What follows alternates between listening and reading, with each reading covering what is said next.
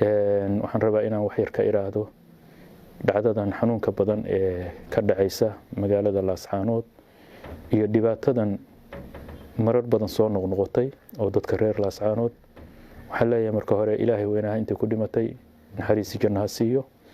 inta wax ku gaareen oo ku dhaawacantayna Ilaahay hoo booga dhayo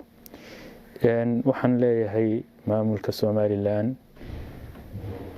arrinkan ma aha wax qurux badan wayna ka tagaysaa arrin maamul iyo wax la mid ah waxay isu bedeli kartaa waji kaleeto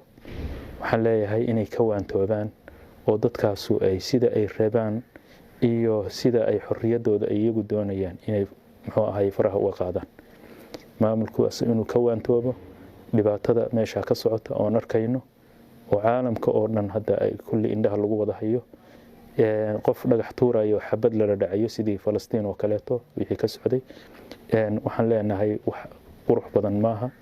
waana wax keeni ka dhacaaqimo weyn oo ummadan iyo dadkan walaalka ah oo ku wada nool wadankan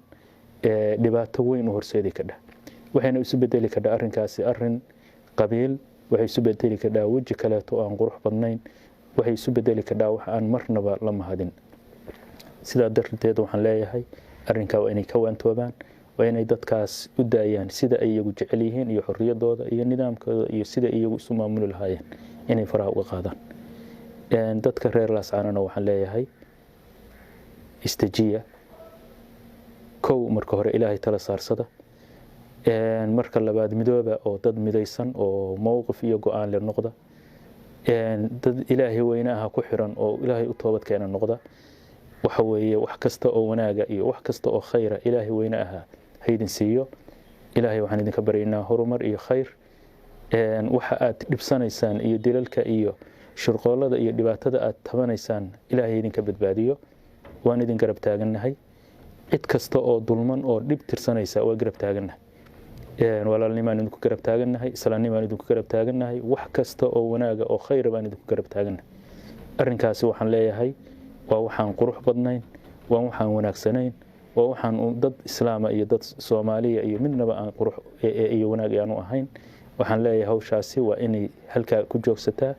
maamulka Soomaaliland waxaan leeyahay waa inay arrinkaas dib uga fiirsadaan waa inay dib uga baxaan waa inay ka noqdaan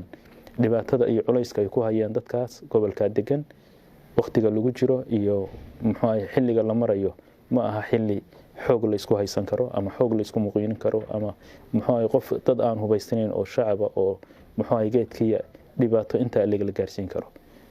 waxaan leeyahay mar labaad iyo mar saddexaadba arrinkaas waa inuu aqligu shaqeeyo waa in laga waantoobo dhibtaas soo noqnoqotay ilaahayna waxaan ka baryaynaa amni iyo nabadgelyo waxaan ka baryaynaa khayr iyo wanaag iyo wadajir iyo horumar ummadan Ilaahay u gaarsiiyo ummadda Soomaaliyeed meel kasta ay joogto waxaan leeyahay Ilaahay weynaha jimco mubaarag ah inuu ka dhigo maalintan barakaysan khayrkeeda Allah ina siiyo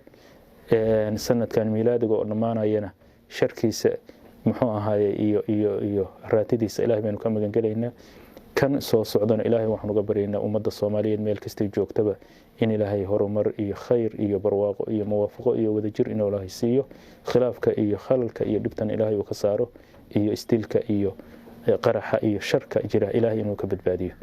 صلى الله على نبينا محمد وعلى آله وصحبه وآخر دعوانا إن الحمد لله